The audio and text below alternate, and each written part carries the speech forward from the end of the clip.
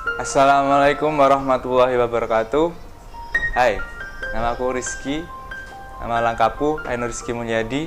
Lahir pada tanggal 17 April 2001 di kota Banyuwangi. Aku anak pertama dari 2 bersaudara.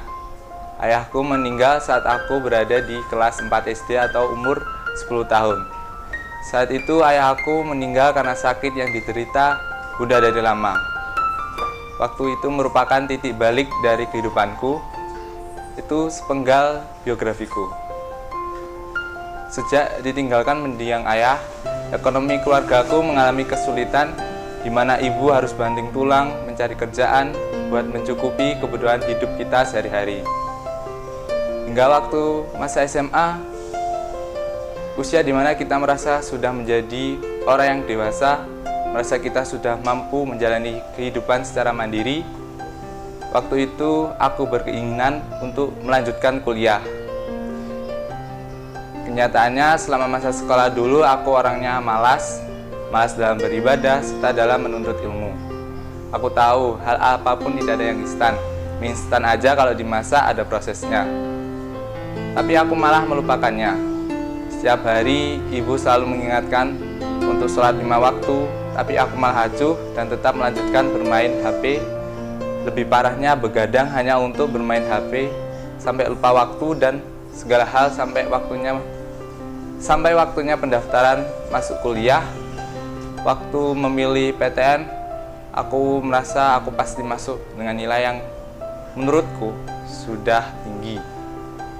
Selama menunggu pengumuman, hasilnya aku jarang berdoa kepada Allah karena tadi udah merasa nilaiku sudah memenuhi. Dan akhirnya yang ditunggu-tunggu telah tiba. Aku cek hasilku dan ternyata dinyatakan tidak lolos.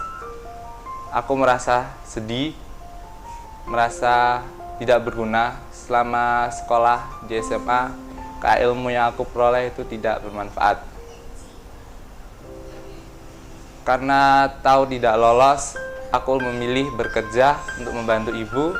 Aku sadar bahwa aku anak pertama dan laki-laki satu-satunya di rumah yang punya tanggung jawab sebagai pengganti tugas sosok ayah. Selama 2 tahun aku bekerja, masih berkeinginan untuk lanjut kuliah. Tapi lebih baik aku pendam mimpiku itu selama kuliah bisa dilakukan kapanpun. Itu yang terpenting adalah aku membantu ibu buat menyekolahkan adik, kalau bisa sampai sarjana. Satu hari, bos ibu mengasihkan info tentang beasiswa MEC Surabaya. Beliau merupakan salah satu donatur yatim mandiri dan beliau menyuruhku untuk daftar dulu. Akhirnya aku memutuskan untuk mendaftar. Di situ aku mengerjakan tes, terus interview, dan esoknya aku dinyatakan lolos sebagai calon mahasiswa MEC. Aku senang bahwa mimpiku terwujud. Singkat cerita, berangkatlah ke Surabaya. Hari pertama adalah hari di mana kita merasa canggung satu sama lain karena kita berasal dari berbagai daerah di Indonesia. Setiap anak memiliki bahasa dan budaya yang berbeda-beda. Waktu terus berjalan. Selama ini aku pikir MEC sama seperti perguruan tinggi lainnya. Tapi sangat berbeda jauh dengan apa yang aku pikirkan selama ini. Di sini kita tidak belajar akademik saja, tapi kita juga belajar ilmu agama atau asrama, serta belajar membangun bisnis atau usaha. Aspeknya, nanti kita setelah lulus dari MEC, kita sudah siap terjun di dunia kerja. Selain itu, kita juga belajar untuk disiplin waktu, bangun waktu pagi buat menjalankan sholat tahajud. Pertama kali bangun pagi buat tahajud itu di aku berat sekali. Yang kurasakan adalah ngantuk, ingin melanjutkan tidur. Tapi aku sadar bahwa itu merupakan hal kecil yang nanti menjadi kebiasaan baik buat aku. Secara perlahan, aku mencoba melawan rasa mengantuk tadi, sampai akhirnya aku bisa melawan rasa ngantuk tadi.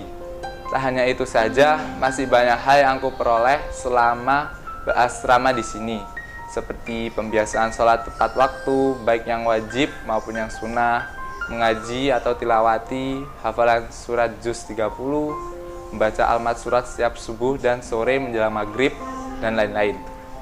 Selain dua di atas, ada satu lagi program yang di MEC, yaitu entrepreneur. Kita diajarkan bagaimana membangun bisnis serta berani berjualan ke lapangan. Karena dalam Islam, 9 pintu rezeki ada pada berdagang. Selama entrepreneur, kita diharuskan untuk berani berkomunikasi dengan orang yang belum kita kenal dengan cara mengenalkan dan menjual produk yang kita bawa. Selama entrepreneur, banyak pelajaran yang dapat dipetik, mulai dari rasa bersyukur, karena uang kembalian tidak diambil sama pembeli. Kadang ada aja orang baik memberi kita bantuan, tidak melulu berupa uang, kadang makan sama minuman. Selain itu, bersabar dan tetap berusaha, karena tidak mesti yang orang kita tawari itu mau membeli dagangan kita. Nah, di situ kita belajar berpikiran positif, jangan pantang menyerah karena dagangan kita belum laku atau masih banyak. Yang penting kita berusaha semaksimal kita, serta dibarengi dengan berdoa mohon kepada Allah agar dagangan kita itu laku. Mungkin awal pertama entrepreneur, aku merasa berjualan itu susah, sulit, tapi lambat laun kita bisa karena terbiasa. Dari semua kegiatan di MEC yang kita lakukan ini, satu hal yang aku petik di sini, jangan takut berproses, karena proses tidak mengkhianati hasil. Mungkin sedikit biografi yang bisa aku sampaikan, semoga bisa menjadi ujung tombak buat aku terus berproses untuk perubahanku yang lebih baik.